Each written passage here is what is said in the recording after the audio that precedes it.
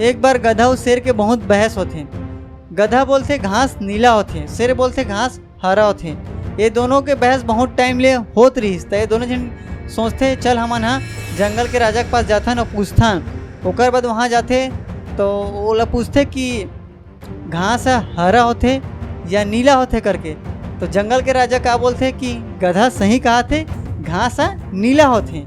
ओकर बाद गधा बहुत खुश हो जाते। ओकर बाद जो जंगल के राजा है वो बोलते ये मोर बहुत टाइम वेस्ट करे है, बहुत बहस करे है कि घास हरा होथे करके, एला कोई सजा दे करके।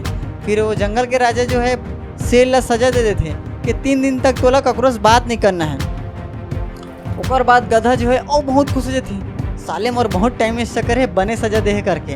अब ओकर बाद फिर जो शेर है बाद में वो जाके बघवल पूछते जंगल के राजा ला, आप मन हाँ मोला काबर सजा दे हो, मोर गलती का है, मैं तो सही बोले हो ना कि घास हरा होथे।